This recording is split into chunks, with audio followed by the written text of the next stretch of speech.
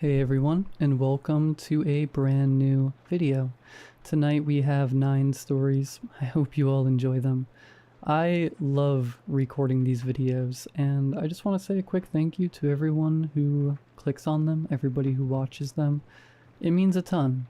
Anyways, if you enjoy this video, please be sure to drop a like rating.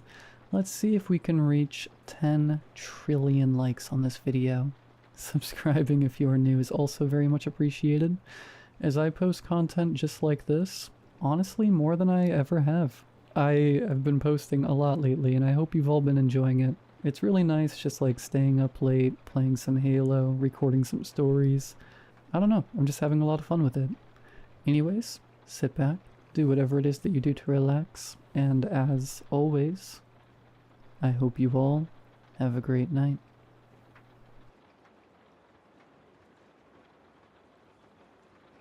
I'm not going to tell you my name. If you recognize the way I talk from my old videos, keep it to yourself. I don't want any more messages. I don't want any more theories. I just need to get this out, and then I'm done with social media. Back in 2017, I was a YouTuber. Not a huge one, but I pulled in good numbers. Hundreds of thousands of views, sometimes millions. If you were watching overnight challenges, urban exploration, or anything that involves sneaking into abandoned places, you might have seen my videos. It was all fake. That's what I want you to believe. That's what I need you to believe. That's what I need you to believe. I was always careful. I planned every video like a heist. Research, entry points, escape routes. But in May of 2017, I got cocky. I wanted something bigger. Something that would go viral. 24 hours in an abandoned mall. Sounded perfect. I found the Cove Plaza shopping mall. Closed in 2013, mostly intact. No official security, just a few cameras that didn't work. I brought my gear, a flashlight, night vision camera, some food, and a battery pack. I was ready. At least I thought I was. I got in through a service door. The inside was exactly what I wanted. Dust-covered tile floors, shattered skylights, and dead silence. I started filming immediately, playing up the creep factor. And then I saw them. Mannequins. Not just a few hundreds. Stores that had been picked clean still had them, naked, broken, posed in unnatural ways. Some with missing limbs, others vandalized. A few were arranged in groups, like they were mid-conversation. I joked about it on camera, something about how this was the real mannequin challenge. I even moved a few, positioning them in weirder poses for later shots. I shouldn't have touched them. By 2 a.m. I was settled in the food court. The air smelled stale, like old grease and mold. I was filming a menu which was still lit up when I heard footsteps. Not the echo of my own, someone else's. I killed my light. Silence. Then a faint plastic scrape. I turned my camera toward the sound, slowly raising the brightness. The mannequins had moved. Not a lot, just a few inches. But I knew where they'd been before. I checked the footage. One near the escalator had its arms at its sides just 3 hours ago. Now one hand was reaching forward. I laughed. I was nervous, but I convinced myself it was nothing. Maybe I bumped it earlier. Maybe my memory was bad. I went back to filming. At 3:15 a.m., my camera shut off. The battery was charged. It shouldn't have died. I grabbed my phone and turned on the flashlight. The mannequins were closer. The one by the escalator was now on the first step. I don't remember getting up. I don't remember running. 1 second I was sitting and the next I was at the other end of the food court, panting like I'd just sprinted a mile. I wasn't alone anymore. Something moved in my peripheral vision. A head turned. Plastic slammed the ground. I bolted. I didn't look back. I didn't stop filming, not until I was outside gasping for breath. My camera was still dead, but my phone had the footage. I never uploaded it. When I checked the files the next day, they were corrupted. Every single one. The only thing that remained was a still frame from the food court, a blurry shot of me sitting on the floor, and something behind me. A mannequin. No head, no arms, just standing there. I never went back. I stopped making videos. My channel died. Maybe that was for the best. I don't care if you believe me. Just don't go looking for Cove Plaza. They don't like being watched.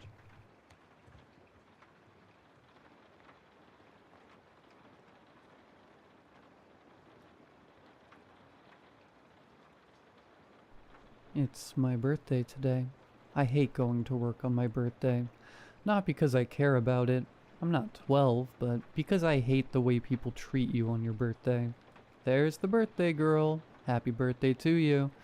You don't look a day over 35. Oh, you're turning 31? Well, happy birthday. Plus my office has this aggravating tradition. Everyone gathers around the birthday person. Party hat strings cutting into jiggly jawlines. Cheeks aching with tot, cloying smiles. And we watch that poor sucker choke down a whole slice of cake. Protest all you want. You're inhaling that entire piece. You have to. Finish so we can dig in.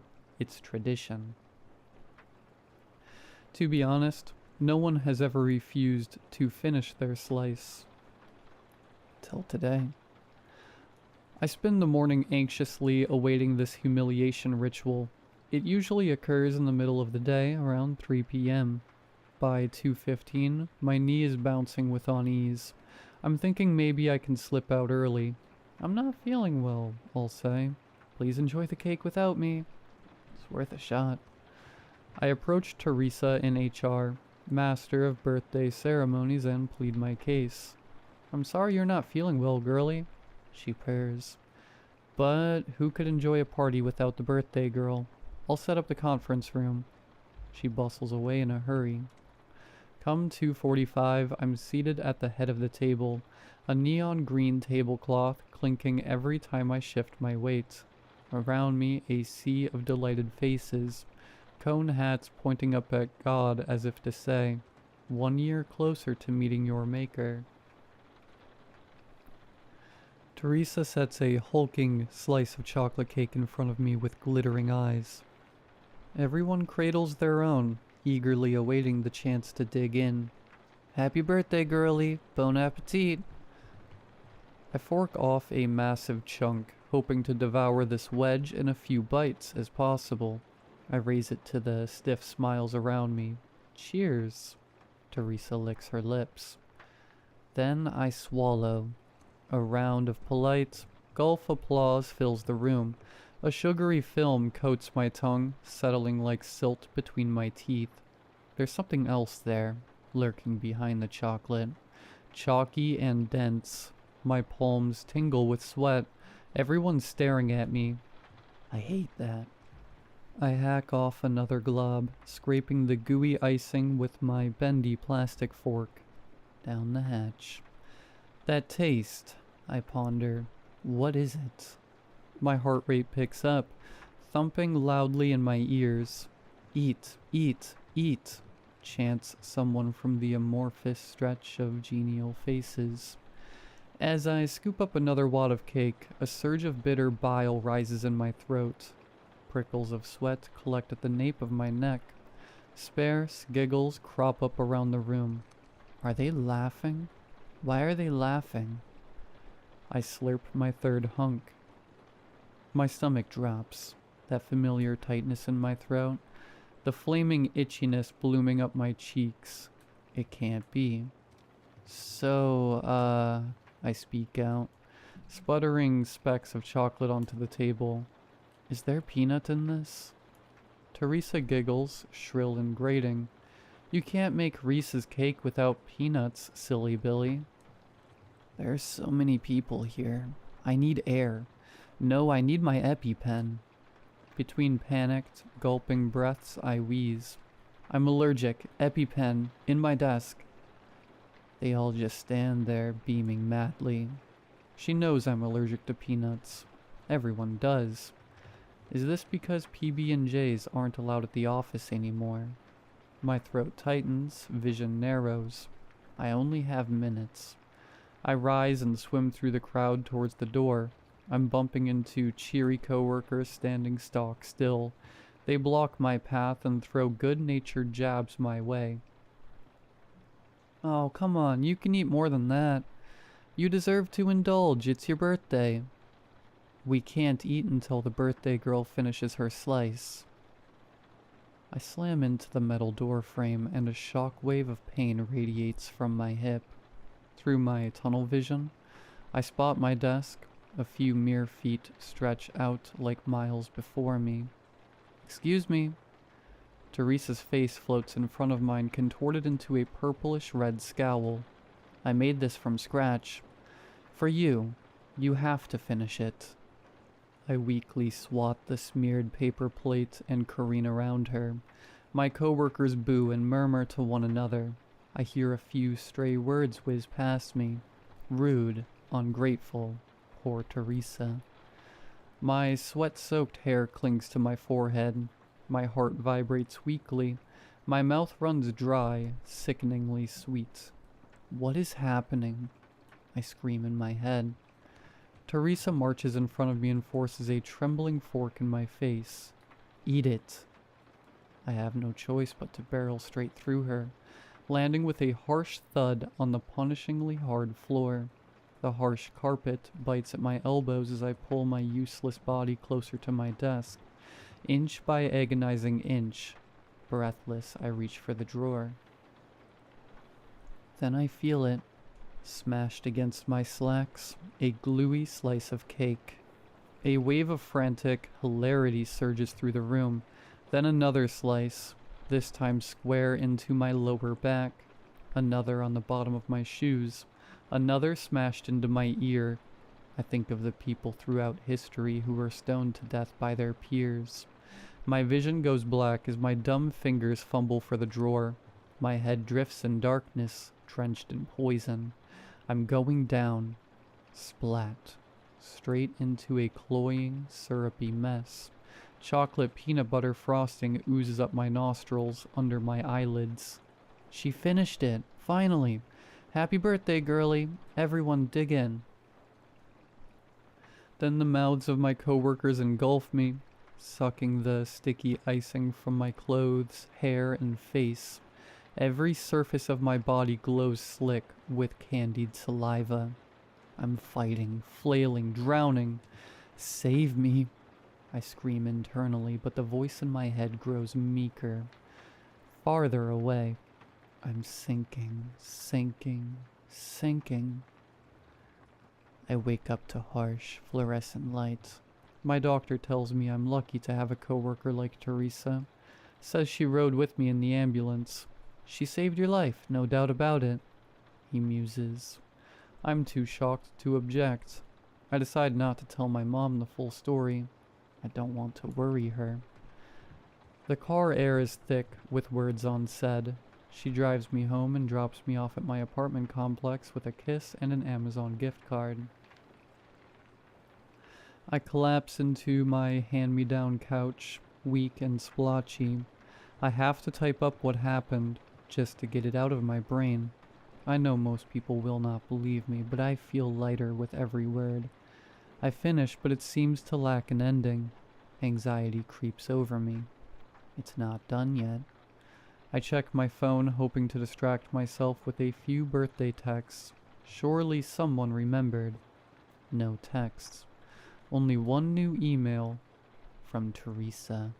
I take a deep breath and open it with a shaking finger. Happy birthday, girlie. Sorry you didn't love the cake. We'll try again next year. P.S. We saved you a slice in the break room. See you tomorrow.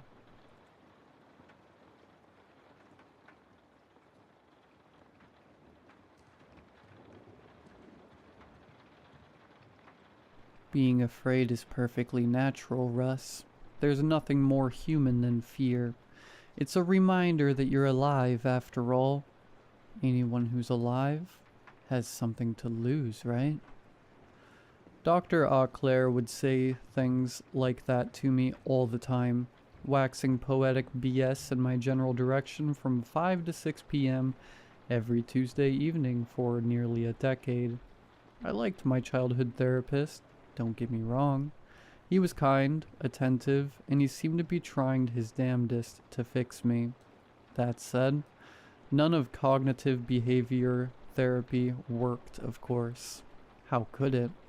As much as I attempted to explain that my fear was just plain different and may not respond to his normal repertoire of techniques, Dr. Auclair didn't appear to understand. At least, that's what I used to believe. Now it's clear to me that Dr. Auclair did understand. He just wasn't making his intentions known, manipulating and pulling me along like a conniving puppeteer.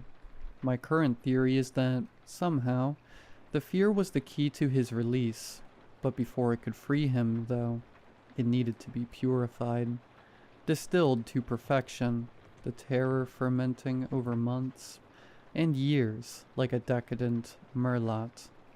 And when he decided it was exquisitely ripe, Dr. Auclair called it without a second thought. I wish I knew how he did it and why I was chosen in particular, but I suspect I'll never get those answers. I'm learning how to live with that, one day at a time. Normal fear is born from something. It doesn't just appear out of nowhere. There's always a cause and an effect. Something horrific happens and the result is fear. You take a tumble down some stairs and now you're afraid of falling. Your aunt's German Shepherd bites you and now you're afraid of dogs. My fear, on the other hand, never had that linkage. It just was. The exception that proves the rule. Terror born without a mother. The fear equivalent of immaculate conception. I know what you're thinking. Isn't that just anxiety then? Some generalized, vague fear of everything? That's the rub, though. My fears weren't universal. Quite the contrary, actually. They were hyper-specific. Unexplainably pinpointed from the very beginning. Ever since I can remember, I've been afraid of something or someone popping out of an enclosed space. Take my first birthday party. The moment a gift was put in front of me, which my family wrapped for the fun of it, I was inconsolable. I'm told I was wailing like a banshee, trying to run away from the gift on legs that barely had the coordination to walk. My response was so extreme that my parents actually ended up taking me to the ER.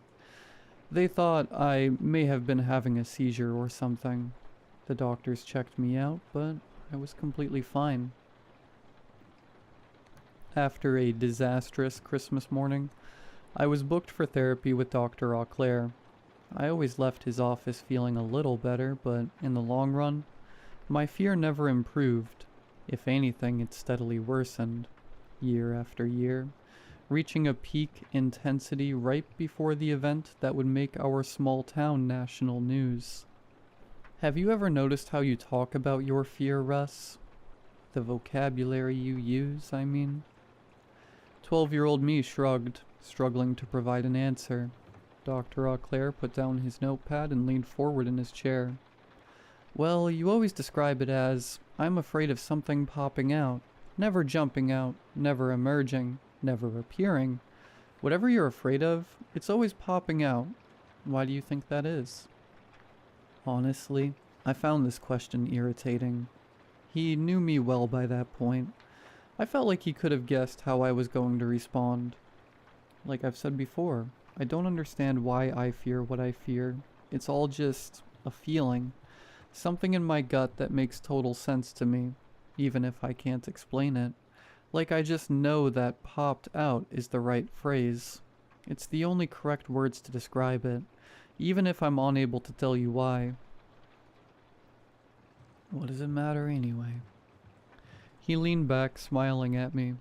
I suppose you're right. In the grand scheme of things, it doesn't matter.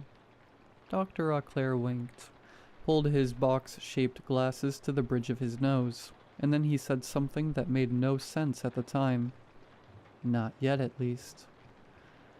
When Jack died, I was desperate to have a visit with Dr. Auclair, but I found that he was scheduled to move out of town the exact day he died. Everything had been planned months in advance. He was already long gone by the time I called the office. Didn't mention any of that to me. Didn't leave a forwarding address either. I developed a veritable Rolodex of bullies over my high school years. Honestly, there had to be at least one on every page of my yearbook. My strange fear made me an easy target. I wouldn't classify Jack as a bully, though. He was an entirely different breed. Tormentor is probably a more appropriate label, but even that doesn't quite capture the depths of his sadism. Although the boy was thin, he compensated for that by being tall, towering over me at a height of at least 6.5 feet. Wide forehead, freckled face, beady eyes. An absolute monster prowling this earth with hate seething behind his smile, inflicting pain without limitations. Once he discovered my fear of something or someone popping out at me, he simply could not get enough. The joy and the satisfaction that Jack was able to milk from my admittedly peculiar terror was seemingly endless. To him, my trauma was a wellspring of fresh dopamine created for him and him alone to enjoy, refilling itself infinitely. If it wasn't a beating, it was him sneaking up with a shoebox containing a spider, popping it out at me once he got close. If it wasn't a prank that targeted my fears, it was a laundry list of insults spit at me, usually about how pathetic my fears were. No matter what, it was something every day, weekends included. Preoccupied by a messy divorce, my parents weren't much help. Because of that, Mr. Muller was my only source of support. I'd known the man my whole life. He lived alone in a 3-story house down the street for the last 40 years. Never found himself a wife, never had any kids. When he retired from his job as a mechanical engineer, Mr. Muller finally pursued his genuine passions, custom-built toys. His shop never seemed to get much business. But I don't think that was the point. Unburdened by the financial strain that comes with having a family, he'd accumulated a small fortune for himself over the years, which allowed the shop to remain afloat, even if it wasn't turning a profit. We had a certain kinship, Mr. Muller and I. He was an outcast, too. His eccentricities kept people at arm's length, but he was always kind to me, day in and day out, taking me in and patching up my injuries, both physical and mental.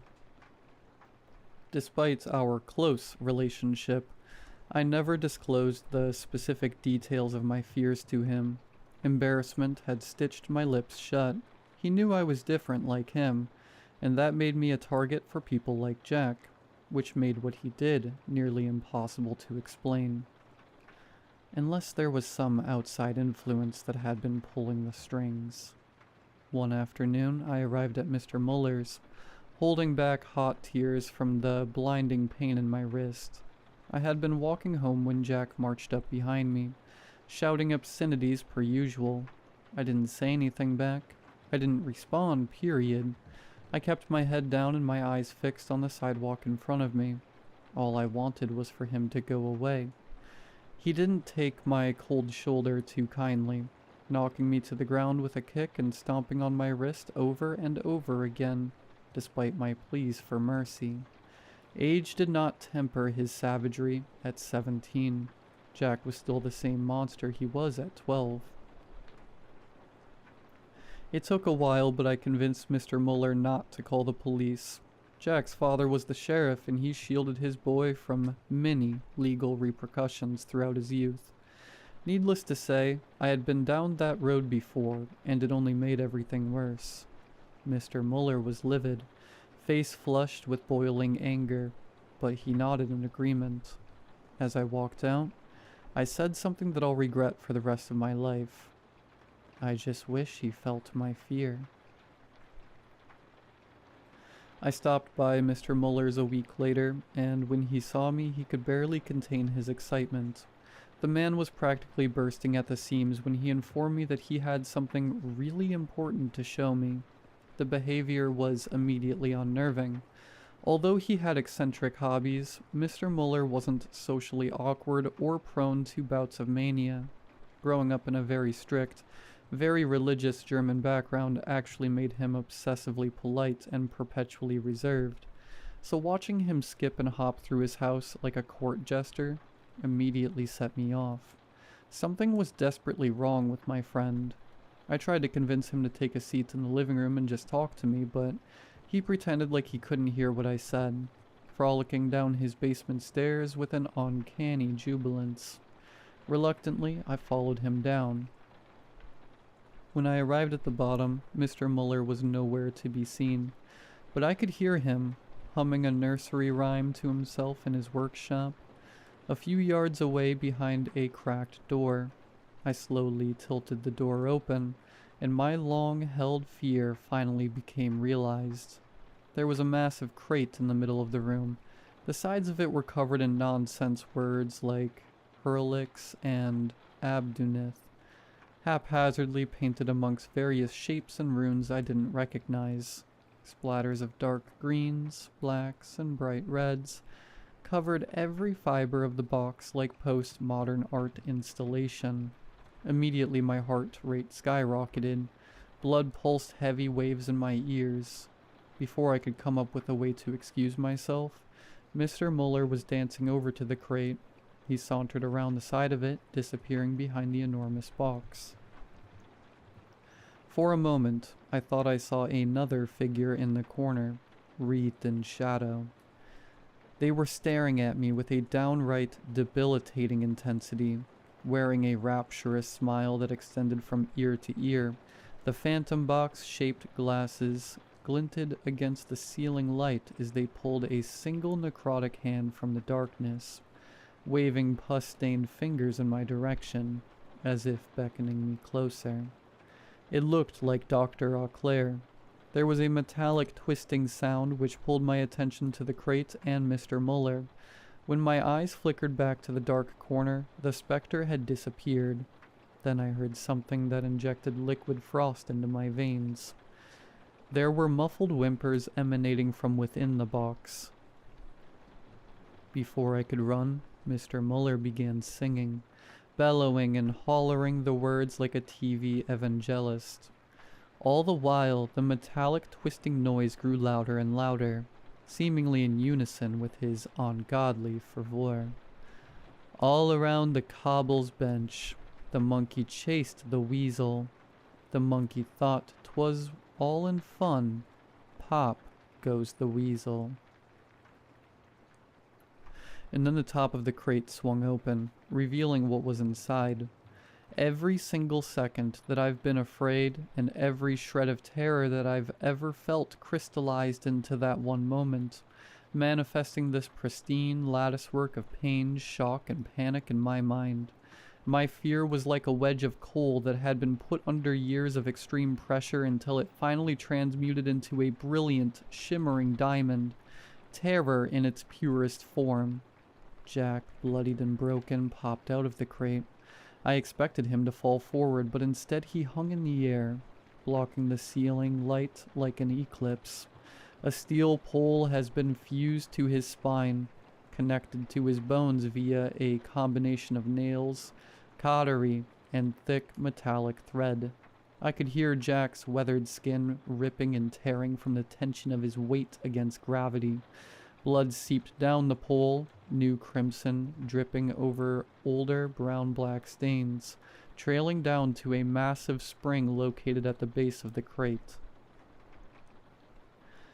My trembling eyes darted to Jack's maddened, bloodshot gaze, and I could see it.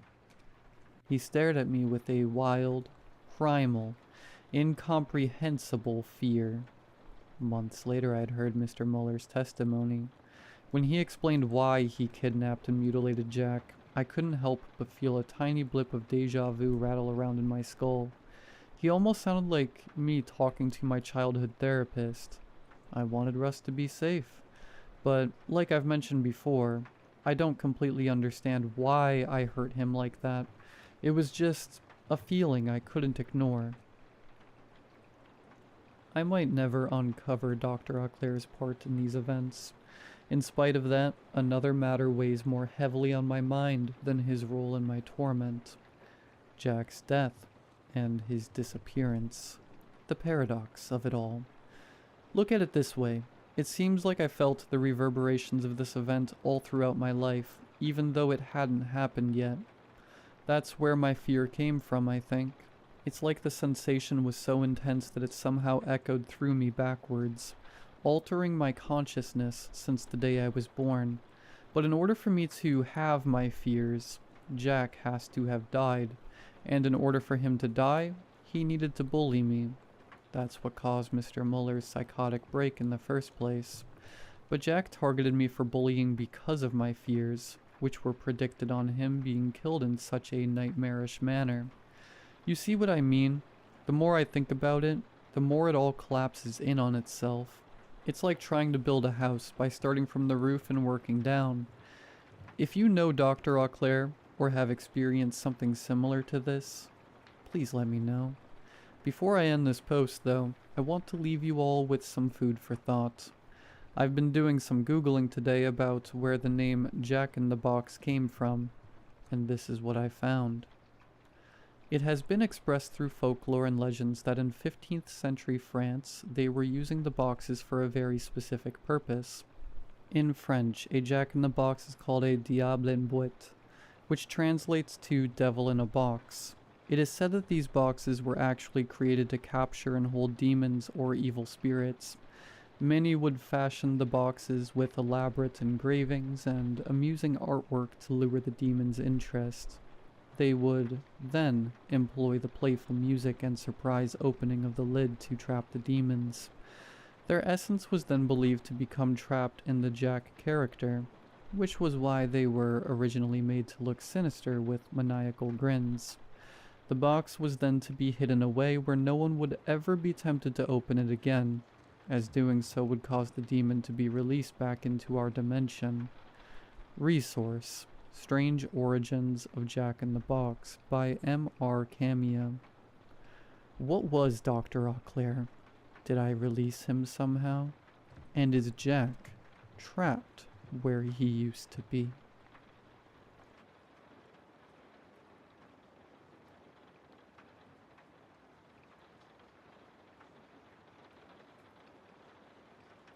Hallelujah, praise the Lord.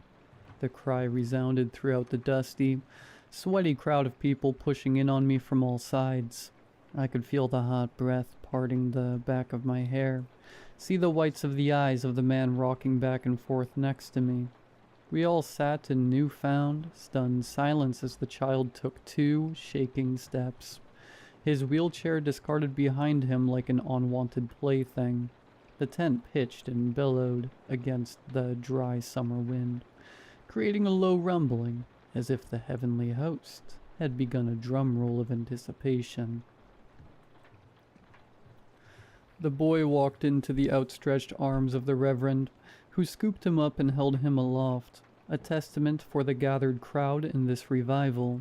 I felt that familiar warm tingle in the pit of my stomach.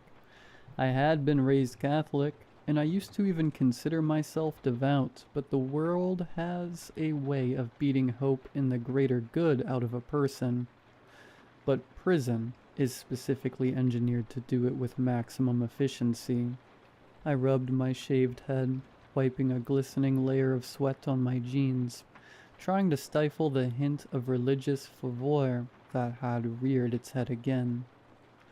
But looking when the smiling boy pushed his wheelchair, the tool that had been his own little prison, I couldn't help but wonder if there was a God. Rationally, I knew he could be a plant, a paid actor just playing a role, but the possibility of healing, reconciliation, and a fresh start is far sweeter than any narcotic the world can offer. I know that from experience. So, dragging my feet, I joined the line of petitioners waiting for their miracle. The usher directing the liquid flow of human bodies looked at me with undisguised disdain, but waved me through regardless. "If you believe that is God's will," the Reverend cried, spittle flying onto the nearest audience members, "you shall receive a true blessing tonight."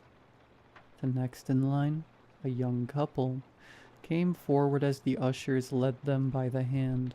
I could not hear what words they exchanged to the minister as he leaned towards them, but I could see tears falling from the young woman's face. The lights began to surge, the music growing in intensity, as the preacher stood up and gazed around the room. "This man before me has asked for prayer to increase his faith. Now what can be more fitting for a night like this?" The audience hung on the preacher's every word. As they stretched out their hands, intense silence filled the multitude, as the minister slowly touched the shaking man's forehead. Then, with an explosion of activity, the young penitent began to shake violently. His whole body was rocking back and forth like we were being tossed in a stormy sea, until his knees buckled and he fell to the dusty floor, limbs flailing. The crowd gasped audibly as the young woman he had arrived with was crying helplessly as his seizure worsened. Despite the distance and the mass of bodies obscuring my sight, I could see murky foam pouring from his mouth, and hear the choked gurgle escape his throat. "There's no need to panic now," the preacher began again, his bravado returning. "Christ gave us the ministry of deliverance for a reason, didn't he?" The noise of the crowd quickly turned from concern to a deafening roar of approval at the words, and outstretched hands directed prayer towards the quivering, prostrate figure. My perception became fuzzy, the fervor of the massive horde overwhelming my senses as they began to recite some portion of the Psalms over the sick man and the now silent woman. I was paralyzed, deciding between my options. Selfishly, I wanted to turn around now and pretend nothing happened in the large sprung tent I had stopped in on a whim, walk back out into the park and go back to my mundane, everyday life. But I knew rationally that this was wrong. This man was clearly having a medical emergency, while hundreds of people prayed over him and did nothing more. My decision was made when I saw that the frothy spittle had started to fleck with blood. I began to cut my way through the crowd, weaving in between the throng of outstretched arms. I retrieved my cell phone and began to dial 911, but the operator's words were completely drowned out by the exuberant chanting, singing, and glossolalia filling the enclosed space. "We're in the Mountain View Park," I managed to yell into the receiver end of my phone. "Just send an ambulance, maybe the cops too. I think he's having a seizure." With help hopefully on the way, I began to push forward even more, but it felt as if I was wading into waist-deep water as the shoulders, legs, and torsos pressed in from all sides. Fortunately, everyone on the makeshift stage was too enraptured by the performance to notice my arrival. I walked to the bald, beet-red pastor and grabbed him by the sleeves of his poorly fitted suit, shaking him roughly from his reverie. His eyes shot open and flashed briefly with a rage so venomous I took a half step back. His face then lit with a smile that barely shifted his pudgy face, but I didn't realize why until I felt a pair of strong arms drag me backwards. "Don't interfere with the exorcism.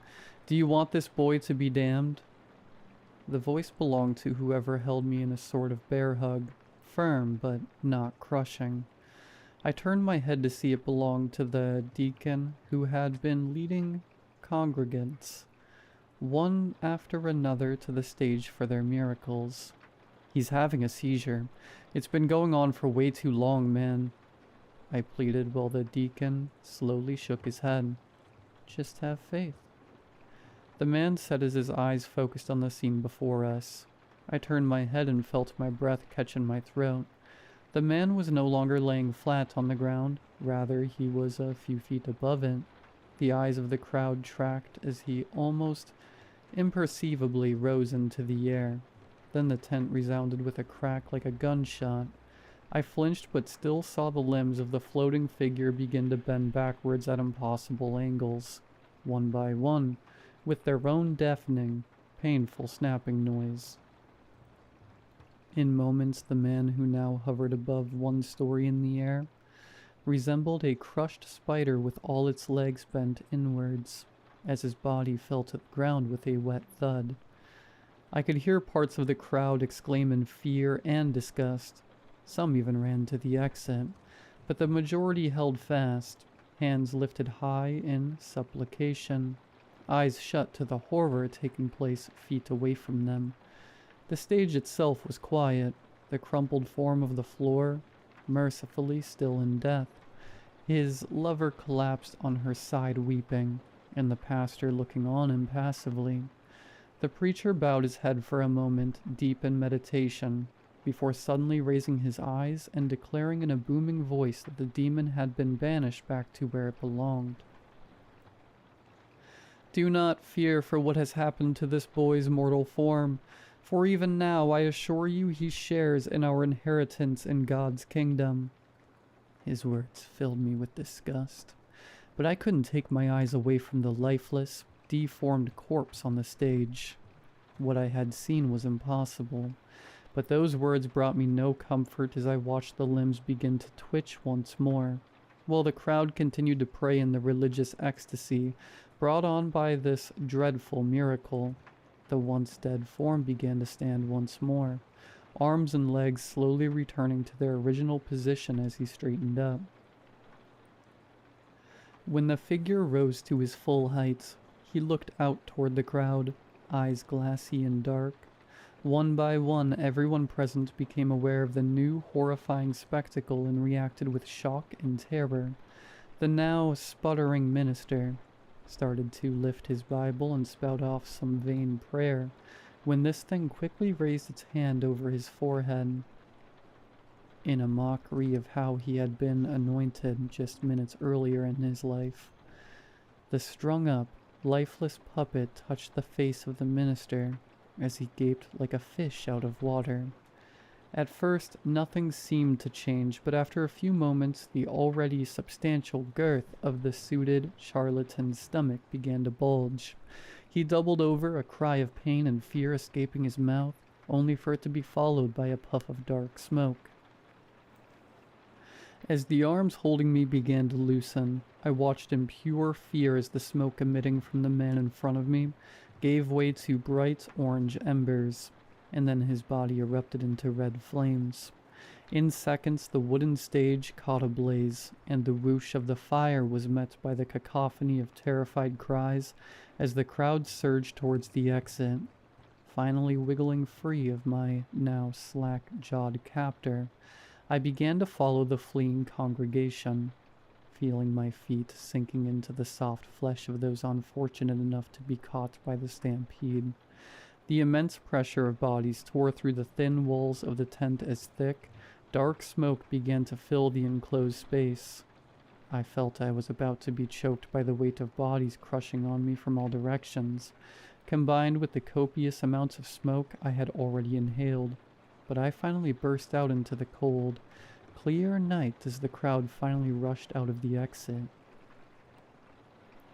I could hear the sirens coming from far off, in response to my call or the thick column of smoke.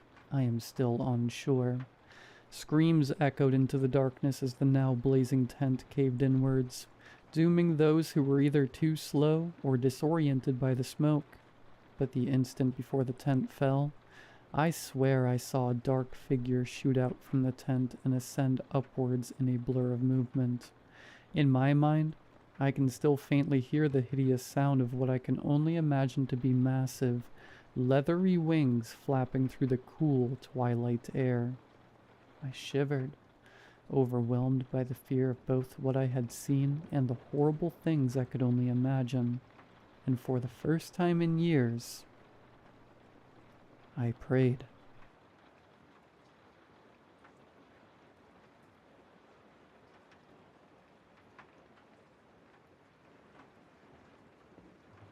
The last few months, I've been working for the Clover School, not as an employee, rather as more of a contract gardener. The school didn't have anyone on staff that took care of their gardens, so Pam, the school's director, would call me whenever she needed any gardening work done, be it weeding, mulching, planting, pruning, or whatever else. Every week or so she would call me, and I would come out and make the garden look nice. The kids would come out at lunch and bother me while I worked, asking me questions about what I'm doing, or running around trampling the flowers I'd just planted. The Clover School was definitely a lively place to work. Spring break had just arrived and all the students and staff were away from the school. Pam called me, asking if I could come by to fill up the courtyard with spring annuals. She wanted the school to look more colorful when everyone came back from their break. However, there was a catch. Pam told me that because the school was closed, the security guard would have to let me in, and that the courtyard would have to remain locked while I worked so that no one who isn't supposed to be there could trespass. I told her that I have no problem with that. We discussed what kind of flowers she wanted and made arrangements to have all the flowers and mulch delivered directly to the school before I showed up. I arrive at 8 a.m. on the dot, parking right in front of the gate to the courtyard. Chuck, the security guard, was already there waiting for me. I step out of the van and wave to him. "How you doing, Chuck?" "Fine," he replies. "Would be better if I didn't have to come out here on what's supposed to be my day off." "At least all you gotta do is let me in and out. I'm the one who actually has to work all day." He unlocks the gate and pushes it open. I open the trunk of my van and start unloading my equipment. There's a lot to carry. It takes several trips back and forth to carry everything from the van into the courtyard. Rakes, shovels, garbage bags, leaf blower, buckets full of trowels and smaller tools, a cooler full of water bottles, basically anything I might need. Not like I can go back to the van to grab anything once I'm locked in. With my entire arsenal of equipment inside, I'm ready. "What time do you think you'll be done?" Chuck asks. I look over at the pallets full of mulch and flowers that the nursery had dropped off earlier that day. This is going to take me all day. "Well, I need to know what time to come back to let you out." "You mean you're not staying?" I ask. "No way. I just gotta let you in and let you out. Ain't no reason for me to sit around with my thumb up my butt all day until you're ready to leave. Just let me know what time I gotta come back to let you out." "Well, sundown is about 6 o'clock. Guess that means I'll be finished by 6 at the latest." "Alright, 6 it is. Just give me a call if you finish before then, and I'll get over here as soon as I can." "Thanks. If you don't hear from me before then, just come at 6. I'll be ready to leave by then. Worst case scenario, if I don't finish today, I can come back tomorrow." "You better finish today," Chuck says, nudging me in the chest with his finger. "'Cause if you gotta come back tomorrow, that means I gotta come back tomorrow." "Do you really think I want to come back tomorrow?" I ask rhetorically. "Don't know," he shrugs. "Maybe you're one of those freaks that actually likes to work." "Not if I don't have to. Trust me. I have every intention of finishing this job today, and if I'm done early, I guess I'll just sit around with my thumb up my butt till you get here." "Now that's what I want to hear," Chuck says, as he shuts and locks the gate from the outside. I wave goodbye from inside the gate. "See you later, Chuck." Chuck waves back as he walks away. "Later. Have fun in there." I guess I better get started. Normally this place is bustling with the sounds of children screaming and running around, but it's peacefully quiet without anyone else here. From the inside, the architecture of the school reminds me of a prison. which is probably how a lot of the students think of it. That's certainly how I thought of school when I was younger. Four towering brick walls box in the courtyard. The only way in or out is the gate. At least the vegetation saves this place from looking too dreary. Garden beds line the perimeter of the courtyard. The perennials I'd planted before are still looking healthy. However, none of the annuals had survived the winter. That's to be expected. Oh well. If the pretty ones didn't have to die and be replaced, I'd have a much harder time staying in business. That's essentially what I'm here for, to replace the annuals and refresh the mulch that lost its color. I started by raking back the old mulch so that I can dig holes to plant the new flowers in, working my way from the edge of the courtyard to the other. I am nearly finished raking when out of the corner of my eye I catch a glimpse of what looks like someone watching me through the window of one of the classrooms. Immediately I turn my head to look into the window, but no one is there. No one else is supposed to be here today but me. I walk over to the window to peek into the classroom. It's just an empty classroom. It must have been a shadow, or a trick of the light on the window that looked like a person at a certain angle. I take a drink from my water bottle and continue raking. As soon as I'm done raking, I walk back to the pallet full of flowers and start carrying them to the garden beds, setting them around the perennials where I want to plant them, arranging the different flowers in patterns of alternating colors so that the complementary colors pop next to each other. After I've set a few flowers out, I walk back to the pallet to get more. When I get there, I notice that some of the flower trays have tipped over. It's not windy at all, and I'm fairly certain that I didn't do that. None of them were knocked over when I arrived this morning, or at least I don't think they were. Maybe they were and I just didn't notice, or I somehow had knocked them over without noticing. I set them back upright. A little bit of soil had spilled out, and a few petals have fallen off, but they should be just fine. I finished setting up the flowers and returned to my pile of tools to get my shovel. Only my shovel isn't there. I'd know I'd brought it in. I'd brought every single tool from my van in.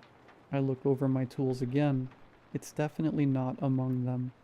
How did I manage to leave my shovel of all things in the van? Whatever. There's nothing I can do about it now. I grab the trowel out of my tool bucket. This will have to do. Work goes slowly with the trowel. A hole that should take 2 scoops with a shovel to dig takes at least 10 with the trowel. At least most of the flowers I have to plant are small, so the holes I have to dig don't have to be very big. For the most part, the soil is easy enough to dig up. However, there are occasional patches where the soil is especially hard or full of rocks that are particularly hard to scoop out with a measly trowel. Those spots are a bit of a struggle, but I manage. I'm in the middle of digging a hole for a zinnia when the sound of something clanging on the ground echoes from across the courtyard. I jump right up and turn around to look, but don't see anything out of the ordinary.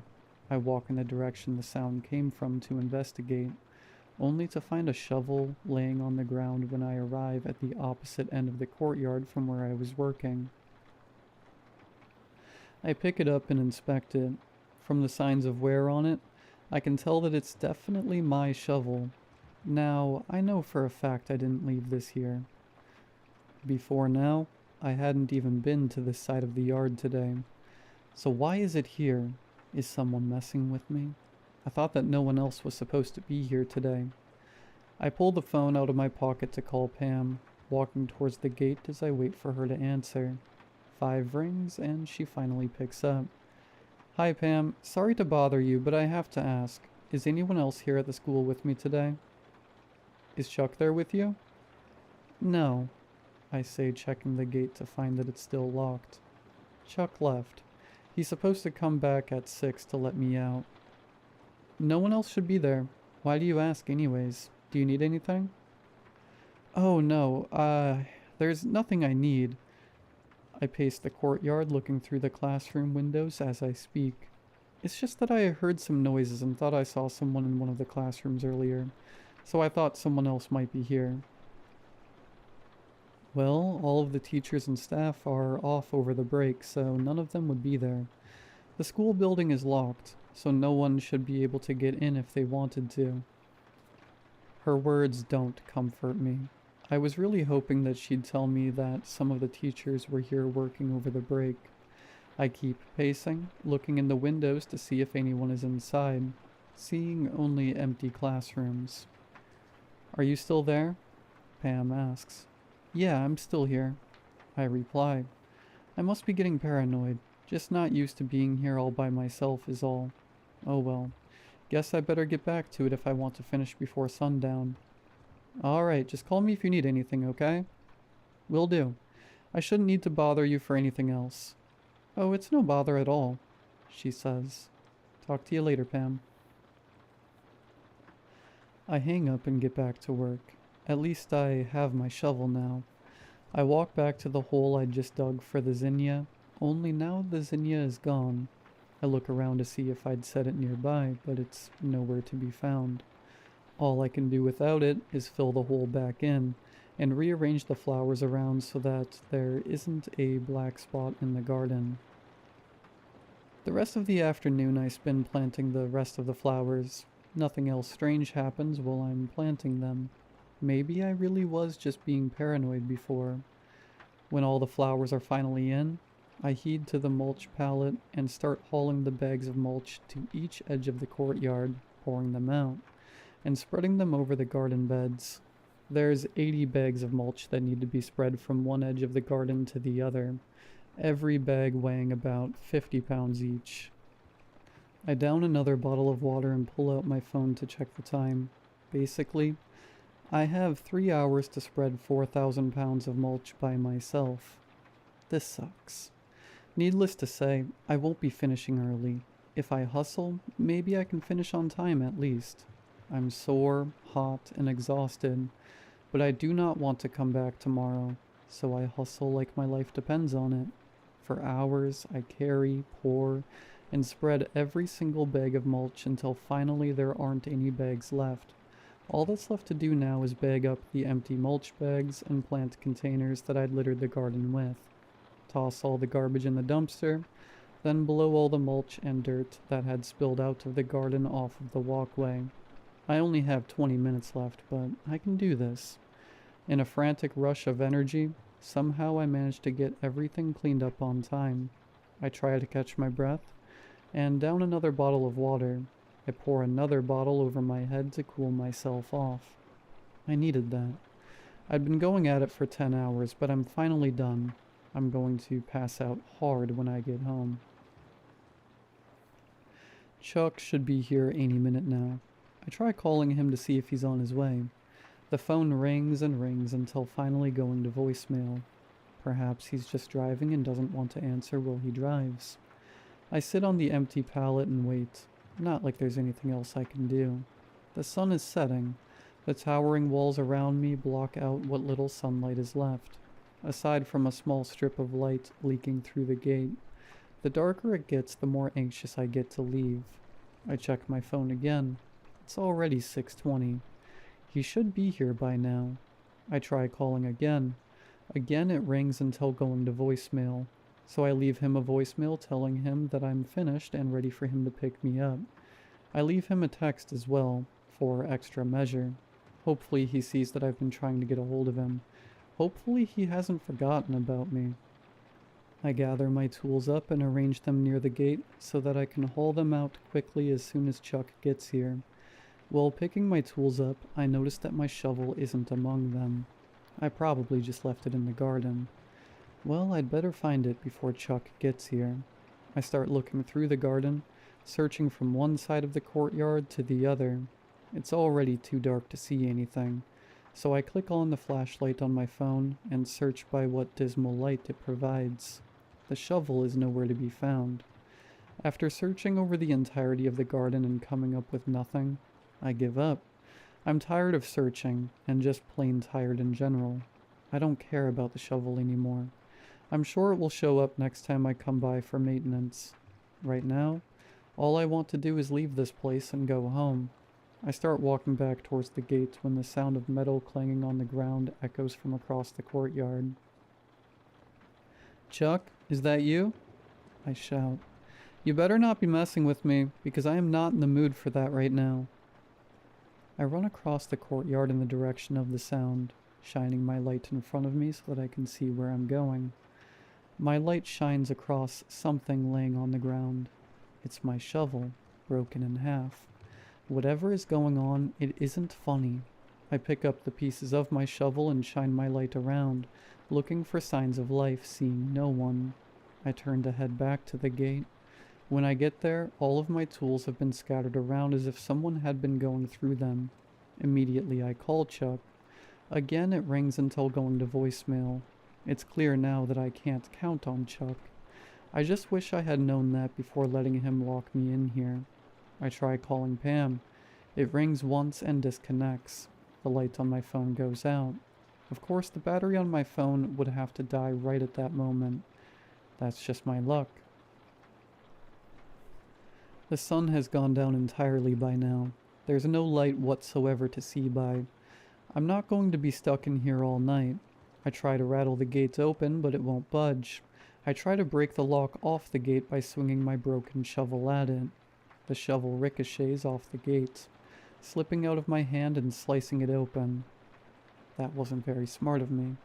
It's so dark that I can't even see how bad the cut is, but I can feel blood pouring out, so it must be bad. In a panic, I rip a sleeve off my shirt and wrap the wound in it. Obviously, I won't be able to get out through the gates, but there has to be another way out through the school. There's a door on the other side of the gate. I just have to get into the school and navigate my way to that door. One of the doors on this side has to be unlocked. I check the first door I get to. It looks like it only opens from the inside. The next door is the same, and the next, and the next. Eventually I reach a door that looks like it opens from my side. I push, only to find that it's locked. I keep going, trying every door I can. They're all either locked or don't open from the side. I could go back to the gate and wait for Chuck, but at this point, I don't know if he's even going to come. I'm bleeding too much. The sleeve wrapping my wound is already soaked in blood. Waiting for Chuck isn't an option anymore. I have to get out. I'll have to break one of the windows and get into the building that way. Then I can find my way out the other side. I lift my broken shovel and ready myself to smash a window with it, hoping I don't slice open my other hand in the process. But I don't exactly have any other options. I approach a window, ready to swing, only to recoil at the sudden sight of a dark figure standing on the other side. It's too dark to discern any of its features, but I can clearly see that it's really there, and it's looking at me. I step back from the window, not taking my eyes off of it. The figure walks away from the window until it's out of view. The door to the room it's in swings open. Every other door to every other classroom swings open.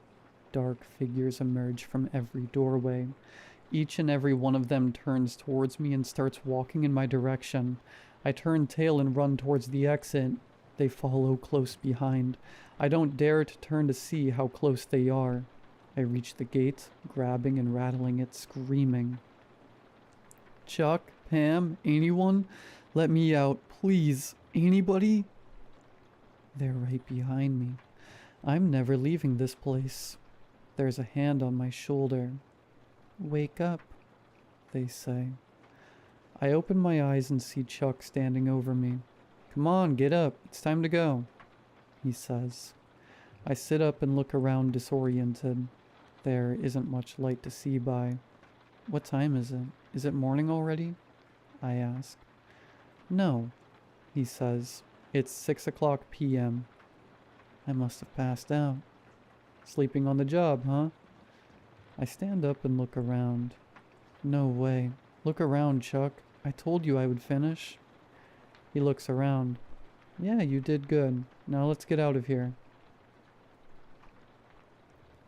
I walk over to my pile of tools and look at them. My shovel is broken in half. I look down at my hand and see the line across it where it was cut. It's not bleeding now. It was definitely cut, but it doesn't look as bad as I thought. Chuck shouts at me. Yo, Space Case. You can stay if you want, but I've gotta lock up and go. Up to you if you're gonna be in or out. I pick up the two halves of my broken shovel. I'm coming. I'm coming.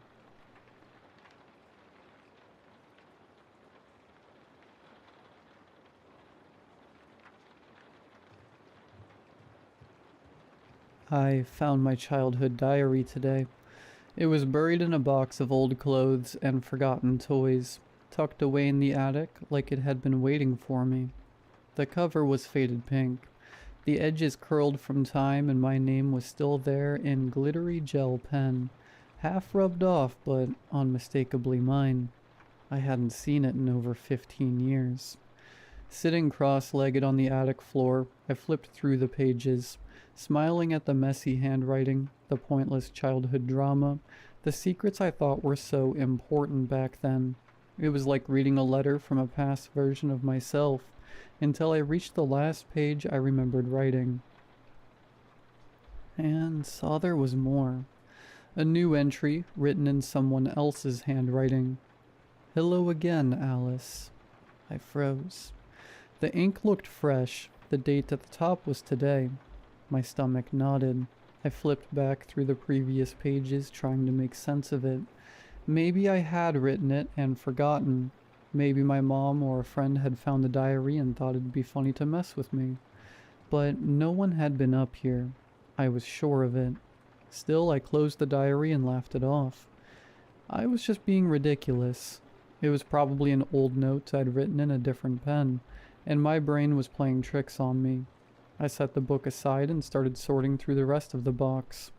Then, just to prove to myself how stupid I was being, I flipped the diary open again. Another new line had appeared. You shouldn't have done that. My breath caught in my throat. I hadn't imagined it. The ink was still drying. I stared at the words, heartbeat hammering against my ribs.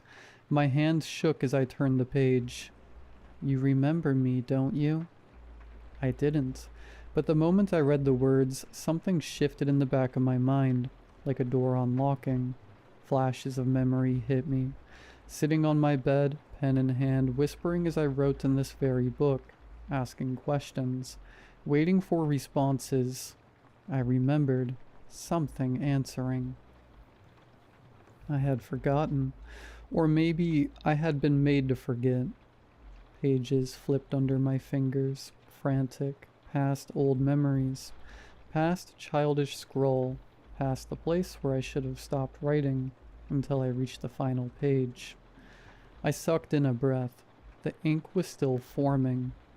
I'm coming up the stairs. The house was silent. Then I heard it. A single creak, a footstep on the stairs. Slow, heavy, close.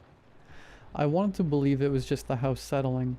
I wanted to believe it so badly, but the diary was still in my lap, and when I looked down, another line of ink had appeared. Don't turn around. And then, warm breath against my ear. A whisper. You found me. I couldn't move. Every muscle in my body locked as the words sank in, as I felt the breath on my neck. It was real. Someone was behind me. No, not someone. Something. The diary trembled in my hands. My breath came in quick, panicked bursts. My skin crawling with the unbearable awareness that I wasn't alone. I squeezed my eyes shut, willing myself to turn around. Not to look, not to acknowledge it. Because somehow, deep inside, I knew that if I did, it would mean something far worse than just seeing it. I could hear it now, breathing, slow, deliberate, right against my ear, like it was waiting for me to react, like it was enjoying this. The diary warmed in my lap, the pages rustling as if a breeze had passed through the attic. Another line appeared. You used to talk to me. Why did you stop? Tears burned my eyes. I wanted to scream, to run, to bolt for the attic and never look back, but my body wouldn't listen. I remembered now. pieces coming back in jagged fragments. I had written to someone in this diary, a friend, an invisible friend, or at least that's what I thought back then. I used to write questions, and it would answer.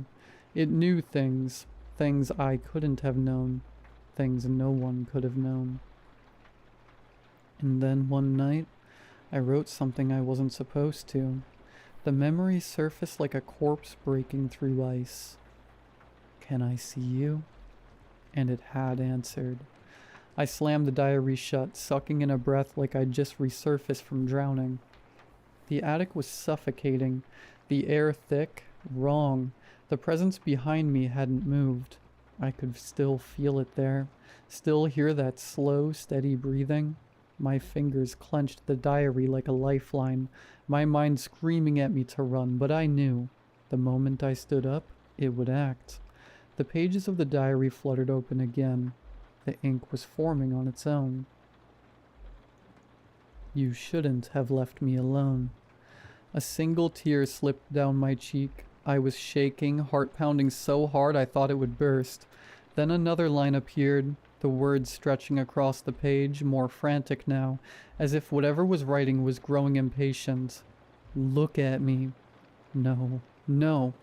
I clenched my teeth, squeezed my eyes shut tighter. It was so close now. I could feel something brushing my hair, the weight of its presence pressing against my back. It wanted me to turn around. It needed me to acknowledge it. Another line appeared, hurried, almost desperate. You can't ignore me forever. I thought of my childhood self scribbling away in this diary, laughing at the strange answers that appeared. I thought of how excited I'd been to have a friend no one else could see, and I thought of the night I had stopped writing, when I had woken to find words appearing on their own without me asking, telling me things, warning me, begging me not to stop, and I had ignored it.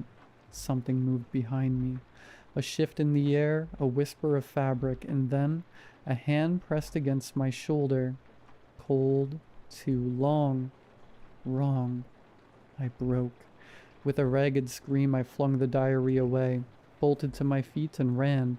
I didn't look back. I didn't stop. I hurled myself down the attic steps, nearly tripping as I hit the hallway, yanking the door shut behind me. The second it clicked into place, the air changed. The presence was gone. Or at least, I thought it was. Then, from the other side of the attic door, I heard it. A single quiet scratch, then another, and then a whisper. Don't leave me again.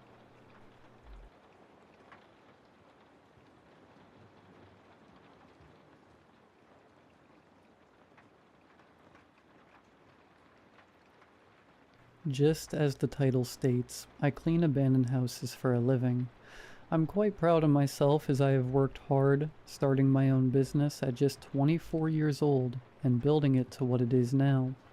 I specifically targeted these types of cleaning jobs as you can charge much more than your average 1 to 3 times per week house cleaning. Jobs of inhabited homes. Plus, I rarely ever have to see anyone other than my team while on the job.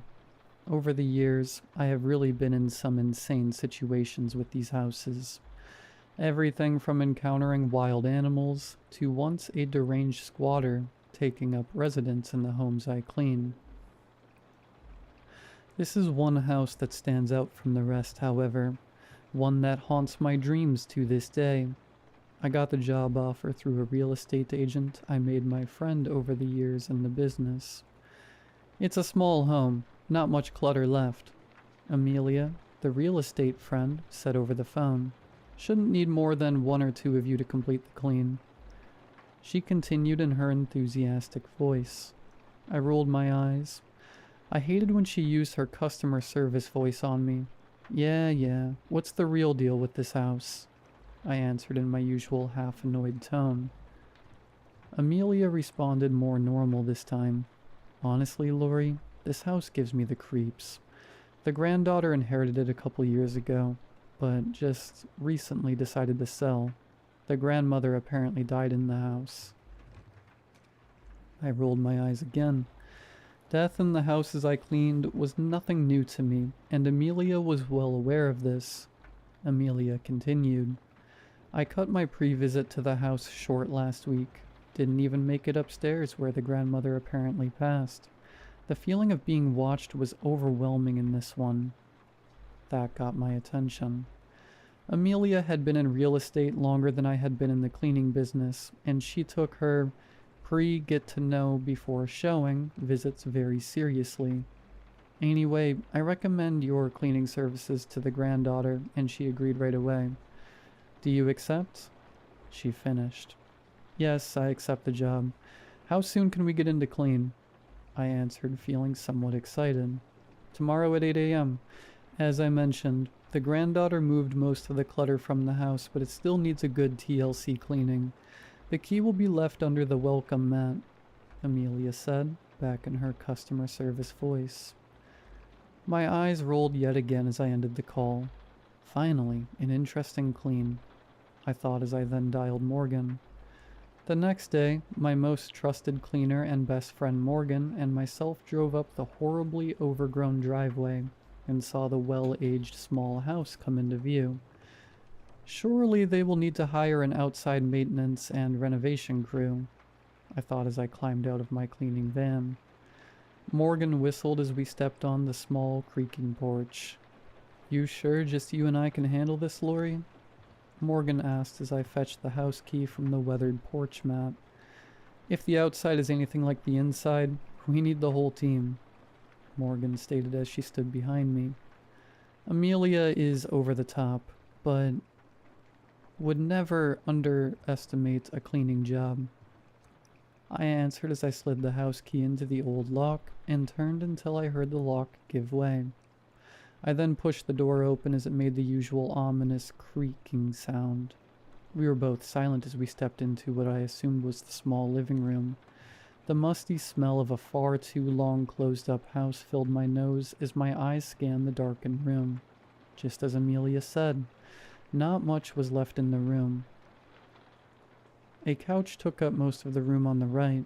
A small wooden coffee table sat directly in front of it, coated in a thick layer of dust. I noticed a few photographs still clung to the walls. Let's get the supplies from the back of the van, and then get started, I said over my shoulder to Morgan. I have dinner plans and want this done long before. A bit later, I was scrubbing the dirty windows of the living room while Morgan opted to start upstairs. Lori? I heard Morgan call from up the stairs located just behind me. What? I called back. It was silent for several minutes as I waited for a response. I felt my aggravation growing as Morgan did not respond. I threw my rag on the floor and wiped my sweating brow as I turned and headed towards the stairs. Each step groaned beneath my feet as I climbed to the upper floor. You better have a good reason for interrupting me and not answering, I yelled as I reached the final step. Goosebumps covered my skin when I stepped into the old wooden floor of the upper level. Weird, I mumbled to myself as I looked around.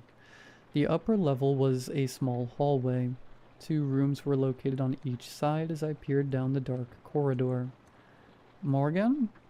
I called in a softer voice this time. No answer. I slowly headed down the hallway, wishing I had thought to bring my flashlight. I always hated working with no electricity, but it came with the job. I could see the light of day from the open door on the left side of the hall. The other door of the right was closed. As I looked into the open door on the left, I saw Morgan standing still, looking at the bed located on the far side of the room. It moved, Morgan said in an almost whisper. Huh? I answered as I walked in and stood beside her. The bed. It moved on its own while I was cleaning the floor, Morgan said, still staring down at the bed. I then noticed the bed was crooked now. The bottom was several inches away from the wall, where the top was still flush with the corner of the wall. Do you see it? Morgan said, even softer now. I almost couldn't hear her. Instead of questioning her, I looked down towards the bed that her eyes were glued to.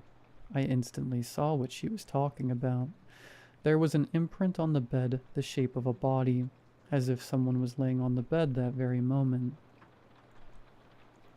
The chills were really covering my body now, and I felt myself actually shivering.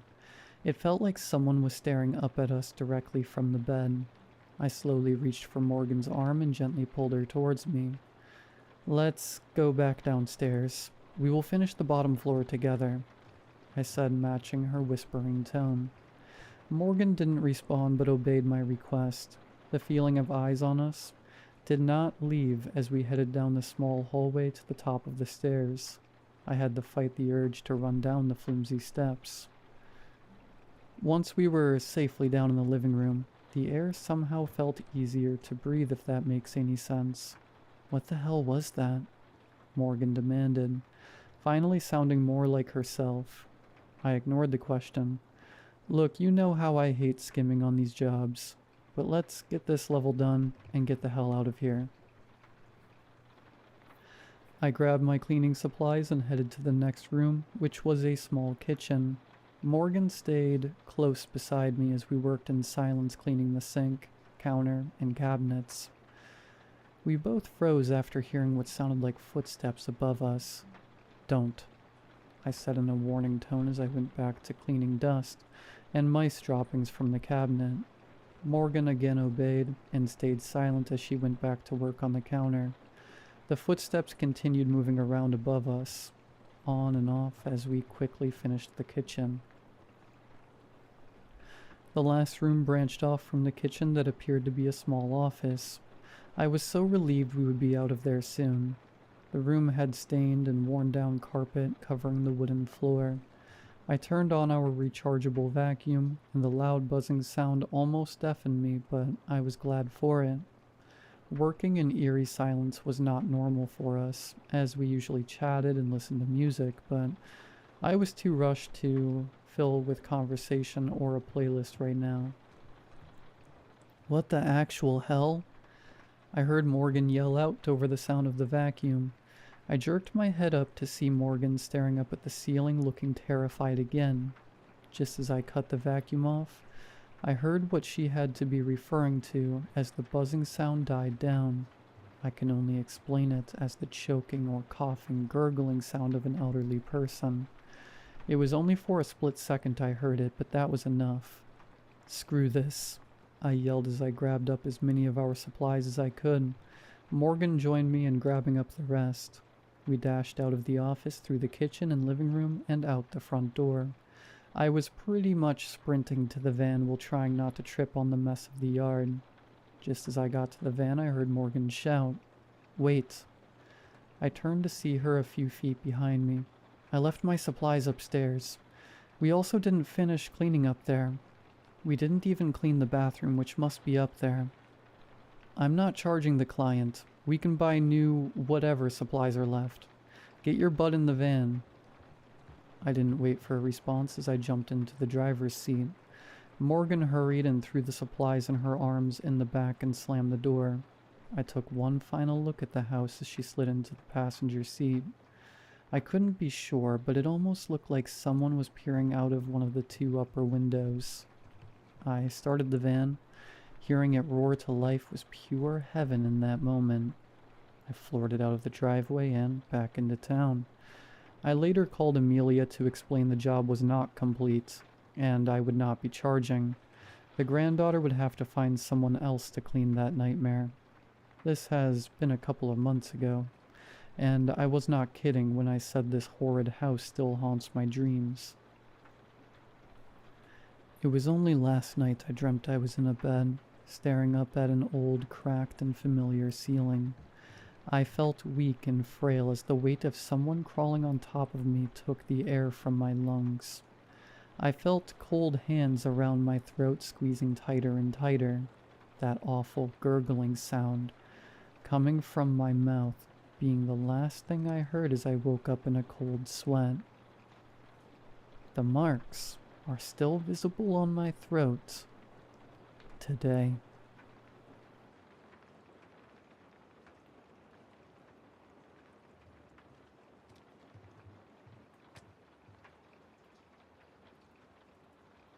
I know what you're thinking.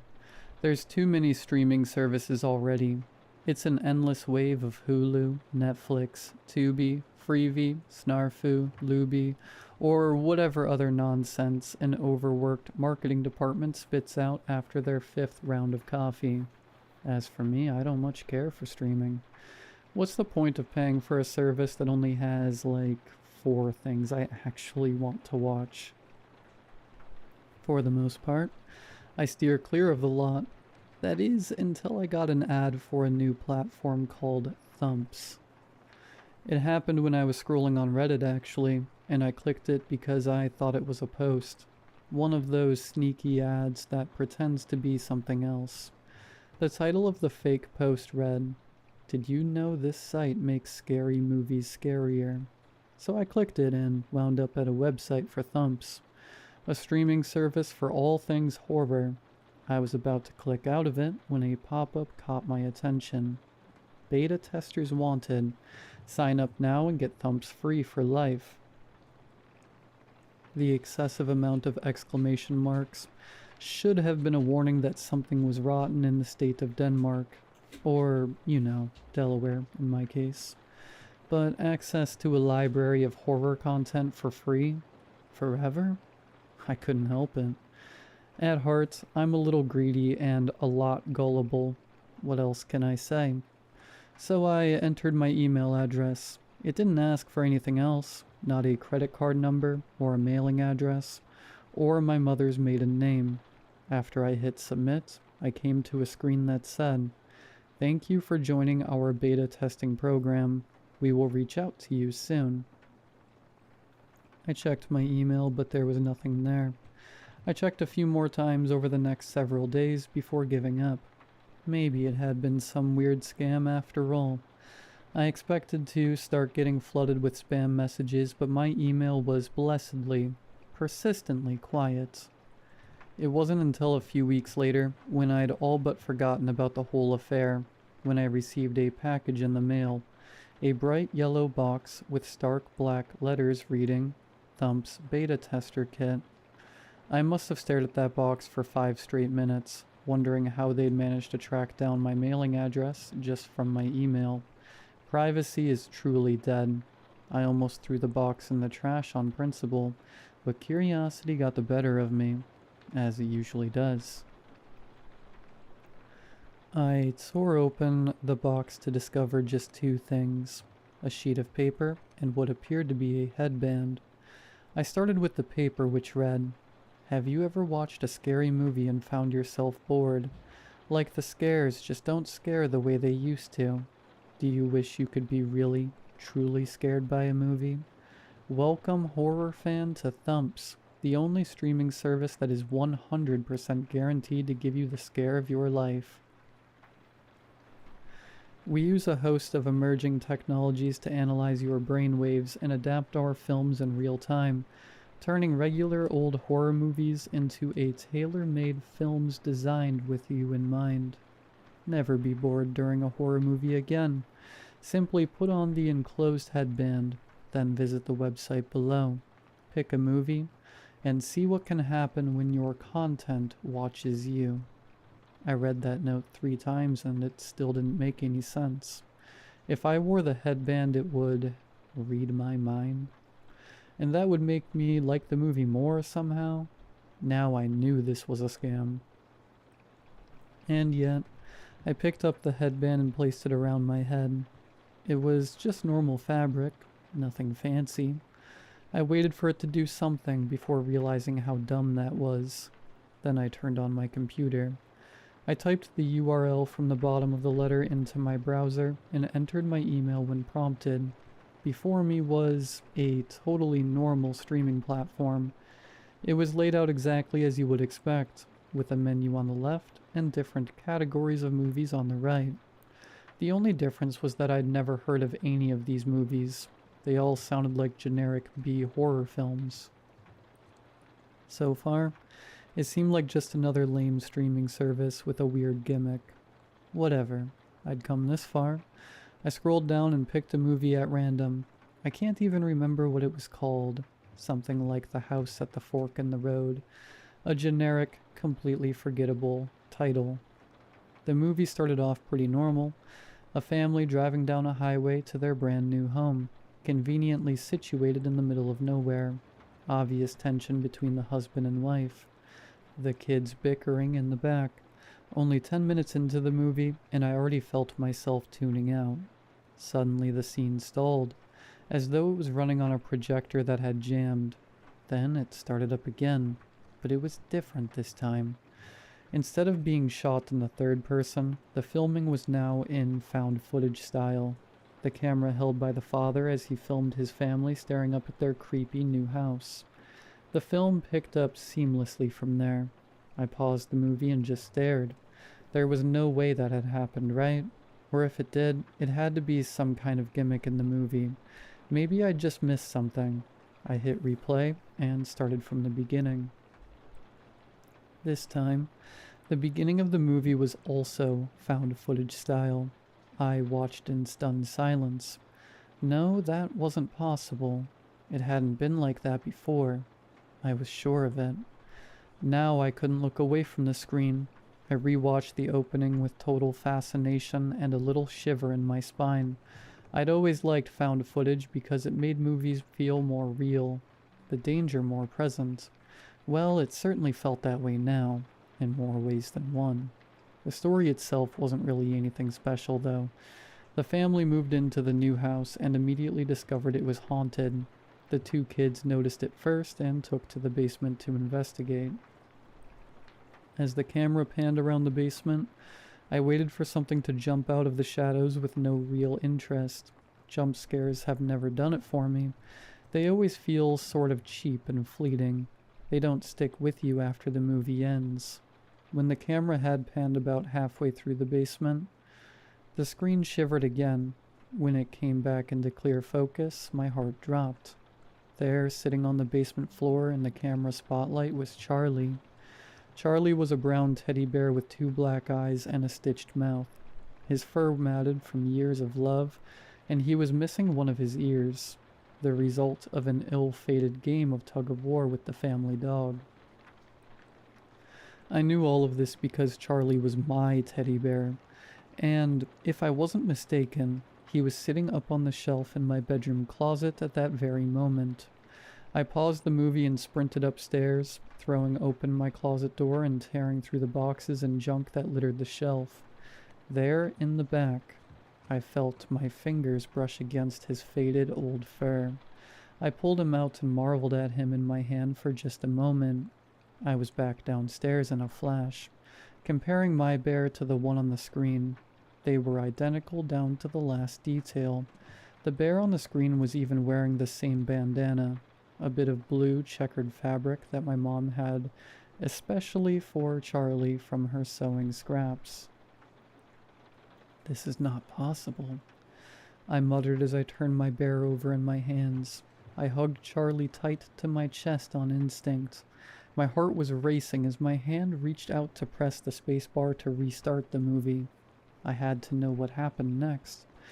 I had this wild thought that, if I got to the end of the movie, it would all make sense. It had to. The camera panned back to the children.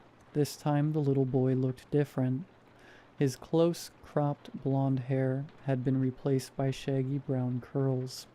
He had a smattering of freckles across his nose. He was wearing a striped blue shirt with a little anchor embroidered on the pocket. I recognized the boy from my 3rd grade school photos. I remembered my mother picking out that shirt especially for the occasion, reminding me to smile big before ushering me out the door. I watched in total fascination and no small amount of dread as the children tried to convince their mother that there was something awful in the basement. At first, she didn't believe them. Parents never do. But as the movie went on, strange things began to happen. Birds flying into windows, blood coming out of the bathroom faucet, strange scratching noises in the walls. With Mom convinced, next came Dad, who predictably scoffed at his wife's frantic pleading that something was wrong with their house. They needed to get out now. I glanced down at the time. Only 20 minutes left to convince the husband and try to escape. I knew this formula well. I was betting on the husband dying to save the wife and kids. The sense of familiarity started to put me at ease. I could follow the movie beat for beat to the very last scene, as the husband ventured down into the basement. Determined to prove his wife and children wrong, I waited for the final reveal. Probably some sort of old hag ghost that would come screaming out at the camera. The father walked carefully through the basement, the camera picking up the sounds of his heavy breathing and nothing else. Then a small creaking sound to his left. The screen shivered once more before the camera panned quickly to the noise. There, hanging from the rafters, was a woman in a white nightgown. Her soft brown hair fell in waves over her face, obscuring it from view. Her nightgown was ragged and dirty. Her feet were a dull gray color, as though she'd been dead for some time. What caused my breath to catch in my throat were her fingernails. They were painted a bright eggshell blue. 4 fingernails on her left hand, the nail on her ring finger missing completely. My vision tunneled and everything around me started to tilt. I knew that hand, the one that fixed my shirt, that sewed the bandana for Charlie. It was my mother's hand. I trembled as I watched my mother on the screen, her body spinning slowly in its noose. Then her quiet, raspy voice whispering my name. Joey. I wanted desperately to stop the movie, but I was frozen where I sat. Is it really possible, I wondered, to drop dead from terror? I was pretty sure I was about to find out. 10 days, came the whisper as my mother's body began to spin faster. The rope creaked under the weight. 10 days. Then her body dropped to the floor, as though the rope had been cut. Everything was still, even the father's breathing had cut off. I sat there for what felt like an hour, but must have been no more than 3 seconds, watching my mother's lifeless corpse on the floor. Then an instant later, she was crawling towards the camera. Joey, come find me.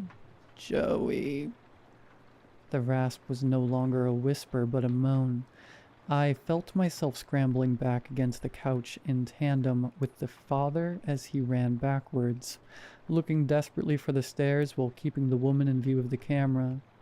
Don't let me die. What the? I whispered. This isn't happening. This isn't real. But the woman on the screen didn't care that she couldn't be real. Just then, her face lifted to the camera. It was undeniably my mother's face, but ravaged from the effects of decay. Her gray skin hung loose from her bones, and her eyes were clouded over with a glassy film. Her mouth dropped open, and I swore I could see maggots and worms squirming inside her. I threw my laptop across the room so hard, it broke against the opposite wall. I yanked the headband off and threw that too. I couldn't get enough air, no matter how hard I gasped, and for a moment, I was certain I was going to die. If not from the impossible horror on the screen, then because my heart gave out from strain. It took me over an hour before I was calm enough to stand on my own 2 feet. The first thing I did was pick up the whole mess. My broken laptop, the headband, the note, the box, and stuff it all down in the trash. Whatever had just happened, whatever I'd just seen, I didn't want anything to do with it. Next, I called my mom, who was completely bewildered at my panic over the phone. Honey, calm down. What's wrong? What happened? She asked, the confusion in her voice genuine. I couldn't think of what to say. Any version of the truth would have her driving to my apartment to make sure I wasn't having a mental breakdown. I just had a nightmare that something bad happened to you, and I had to make sure you were okay. She spent the next hour soothing me over the phone, reassuring me that everything in the real world was just fine, and to hell with everything else. By the time we hung up, I felt just a bit better. In that short hour, I had reconstructed the narrative in my head. It really was a nightmare, or some kind of hallucination from the stress I'd been under at work. Everything was fine. Of course it was fine. Over the next few days, I resolved to put that strange, awful experience behind me. I went to work. I bought a new computer. I texted my friends and chatted with colleagues like nothing had happened at all. Because of course, nothing did happen. I just had to keep telling myself that. Except, something isn't letting me pretend. A few days after watching the movie, strange things started to happen. At first, they were things I could explain away. The sound of footsteps in the hall was just my imagination. The low whispering that I heard in the dead of night was the wind. The shadows out of the corner of my eyes were due to exhaustion from those sleepless nights. But then it started escalating. 2 days ago, I turned on my work computer and saw my mother's bloated corpse flash across the screen for just a second. Yesterday, I came home to my living room trashed. Like a tornado had ripped it apart, and there was Charlie sitting in the middle of the chaos, watching me. Today, I got a call from my mother. I picked it up, glad to be able to hear her voice, to reassure myself that everything was fine and normal. But when I put the phone to my ear, all I could hear was static. Hello? Mom? Nothing but fuzz. I think we have a bad connection, I said, ready to cut the call and call her back. Before I could, I heard a voice, a low, raspy whisper that sent a violent shiver through my body. Joey, come find me. Joey, don't let me die. Who is this? I said. I don't even remember deciding to say it. My voice sounded like it was coming from far away, through a tunnel or something. Finish the movie, Joey. Then a horrible scream, the most blood-curdling sound I'd ever heard, and somehow I just knew it was her. The call dropped, and I was alone with the realization that it had been exactly 10 days since I started the movie. I've been calling for hours, but I can't reach her. I drove to her house, but she wasn't there. I've asked everyone I know and looked everywhere online, but it's like the streaming service just vanished out of existence. Nobody knows what I'm talking about, and there's no record of the company ever existing. Even as I type this, I can tell that time is running out. Every second I wait, my mom is closer to death, and there's only one thing I can do to save her. So please, has anyone here signed up for Thumps? I desperately need to kill my subscription.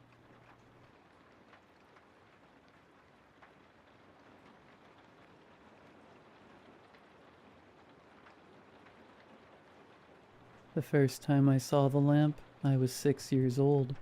It stood in the corner of my grandmother's parlor, tall and regal, as if it had always been there.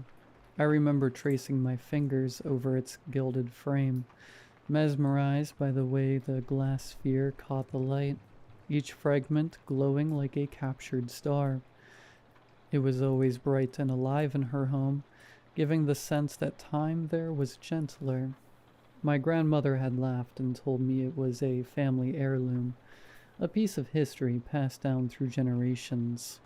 My grandmother had always been a difficult woman, exacting in her expectations, sharp in both mind and tongue. Even in old age, she carried herself with an air of authority, as though the world itself bent to accommodate her. She was always impeccably groomed, her silver hair never straying from its perfect set, her nails manicured to a soft shine, her clothing rich in fabric but never ostentatious. Though time had creased her skin, it retained an almost unnatural glow, untouched by the frailty that plagued others her age, and unlike the rest of the family, she had never been sick a day in her life. I was her favorite, the golden child, the one she paraded before the rest of the family with pride. "You have something special in you," she would say, her eyes gleaming with something I couldn't quite place. A spark, a promise. Back then I didn't question it. I basked in her warmth, in the gifts and whispered praises that set me apart from my cousins, but things changed. I grew up, I made mistakes. A tattoo here, a failed class there, a cigarette between my lips that she caught me with one evening on the back porch. And with every misstep, her warmth faded. By the time I was in my 20s, we barely spoke. Then she died. It was sudden, too sudden. One day she was fine, and the next, she was confined to her bed, her body wasting away as if something unseen was devouring her from within. The doctors were baffled.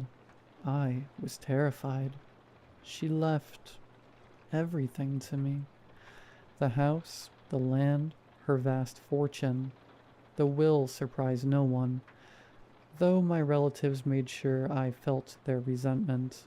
In the end, I let them have the money, keeping only the estate. I told myself it was guilt. Guilt for being her favorite. Guilt for disappointing her. Guilt for not being there at the end. But the truth was, I couldn't bear to part with the house. With its grand Victorian structure, nestled against the thick woods, it was the only place where I had ever felt truly at home. I should have left it behind. Soon, though, I came to the grim realization that without my grandmother's fortune, maintaining the estate was impossible. So I planned to sell it. But before I let go, I wanted one last thing, one last piece of her to keep. A lamp. The house loomed ahead, its dark silhouette stark against the moonlit sky. It had been years since I'd last set foot on the estate, and yet it felt as though it had been waiting for me. Untouched by time, it should have been comforting, familiar, but something about its stillness unsettled me. The lamp stood exactly where I remembered, unchanged. Not a speck of dust clung to its surface, as if some unseen force kept it perpetually pristine. Its body, wrought from iron and bathed in a golden hue, carried the whisper of a mystery, perhaps gilded, perhaps truly gold. 3 curved legs supported its weight, each one adorned with delicate embellishments, a dance of European Victorian refinement entwined with Eastern opulence. But it was the glass sphere that truly captured the eye, a mesmerizing orb suspended from the ornate iron frame, cradling the light within. This was no ordinary glass. It was a kaleidoscope of hues, so rich, so intricate, that to name them all would be impossible. The lower half resembled the mosaic lanterns of the East, fragments of jewel-toned glass pieced together like a celestial puzzle. Yet as the gaze ascended, the colors shifted, the patterns evolved. What were once mere shards of color became luminous stained glass windows, each row unveiling a tale. The first row told of boundless forests, giving way to cultivated fields, where figures toiled around the golden sun. The second row grew darker, those same people who suffered, their crops withered, their faces gaunt with hunger and disease. Desperation etched itself into the glass. Sorrow held captive in color, but then a transformation. From the depths of the forest, ethereal beings emerged, tall and graceful, their presence otherworldly. A silent accord was struck, and among the mortals, one figure, a woman, followed the beautiful beings into the trees. The final row, smallest and closest to the top, was a vision of prosperity. Those who once suffered now thrived, abundance spilling from their hands, their lands reborn in splendor. The lamp, in its quiet brilliance, did not merely illuminate a room, it told a story, woven in light and shadow, a testament to hope, sacrifice, and the unseen forces that shape fate. Getting it out of the house was harder than I expected.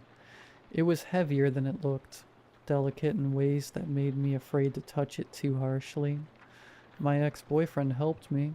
We hadn't spoken much since the breakup, but he offered without hesitation, lifting it into my car with a teasing remark about my taste in antiques.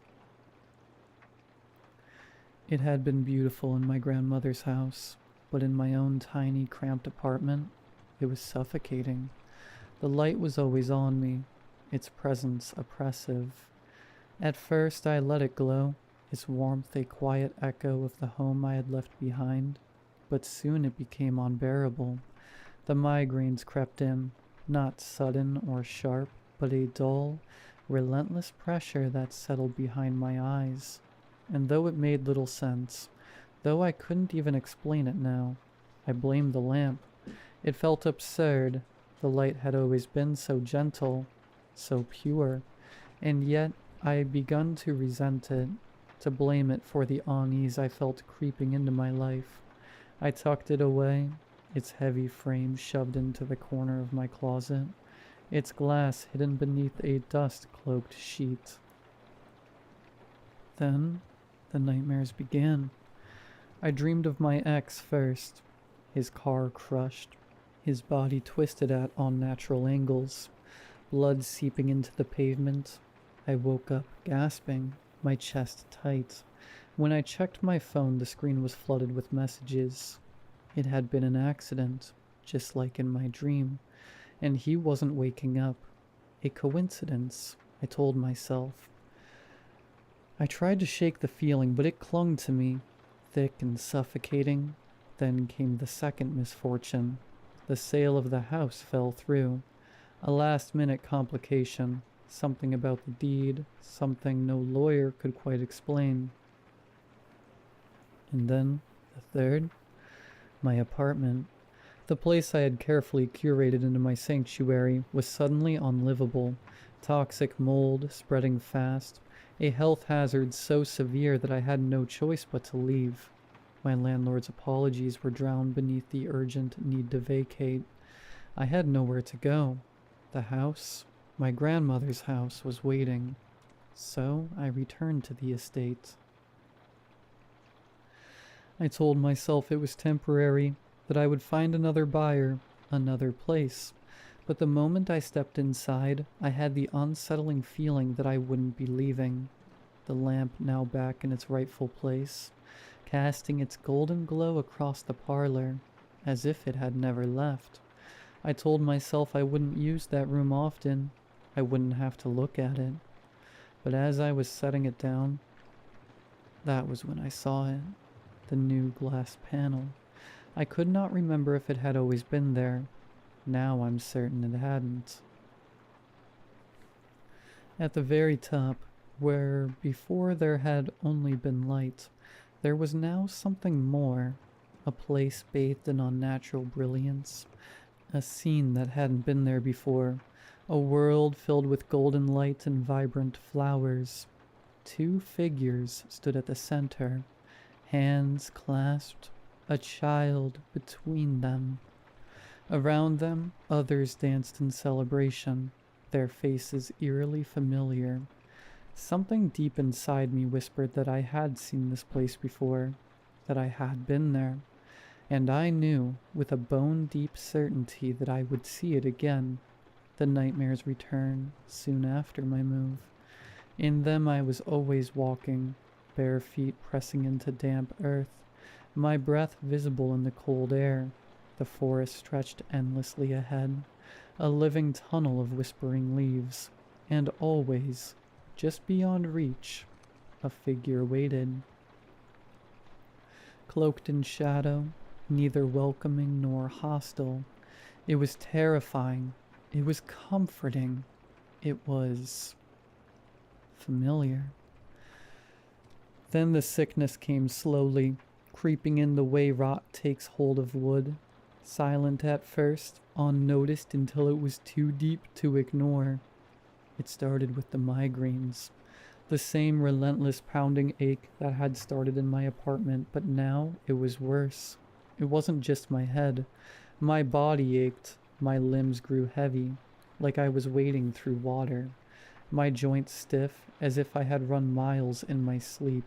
Some mornings I woke up drenched in sweat, the sheets tangled around my legs.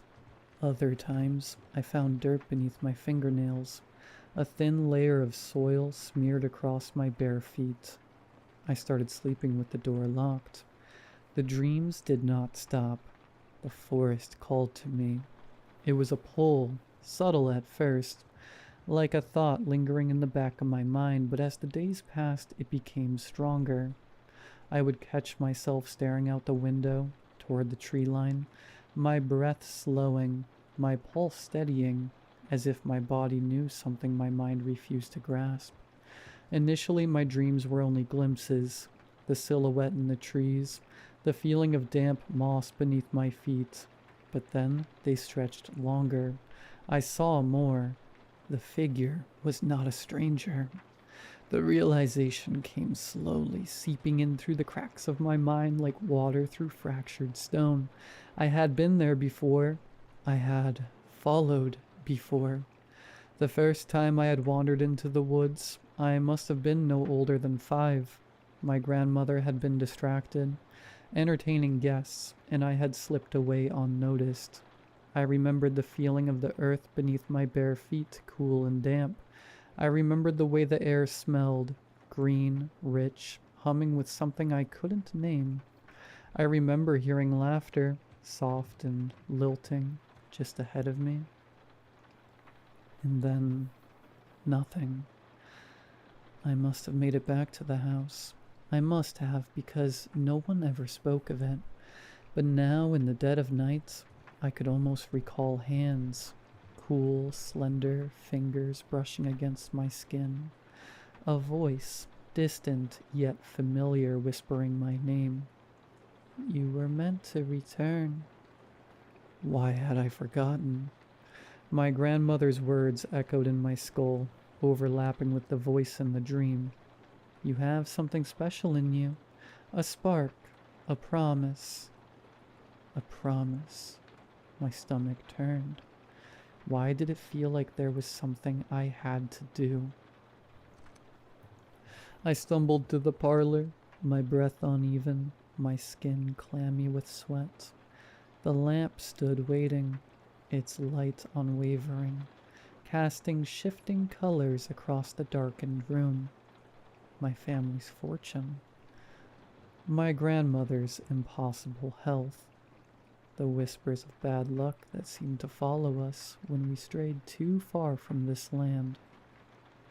Everything made sense now. The lamp had been telling the story all along. It had never been luck, not for my grandmother, not for the generations before her. The wealth, the health, the unshakable prosperity of our bloodline, it had all come at a cost. A pact sealed long ago, blinding our family to something ancient and merciless. A promised daughter in marriage to the one who dwelled beneath the trees. Not stolen, not sacrificed, given. A bride to bind our family to theirs, to maintain the balance, to ensure their blood remained strong. In return, our family thrived. Wealth, health, prosperity. It was never a gift. It was a contract that demanded balance, and I had unknowingly broken it. It was meant to go to them, to step willingly into the woods, just as some of my ancestors once had. But I hadn't. I had left, abandoned the house, the quiet pull of the forest, and so the debt had to be paid another way. My grandmother, no longer protected, no longer untouchable, had withered in my place, A life for a life. But the contract is still unfinished. The forest is still waiting, and it will take what it is owed. The glass has changed again. The fields are gone. The celebrations, the dancing figures, gone. The only image left is the forest, and at its center, a waiting figure cloaked in shadow. I do not need to see their face to know who it is. I have already met my groom. I can hear something now. Soft laughter, the rustling of leaves, the whisper of my name. The Fae do not take kindly to broken promises. And I was always meant to return.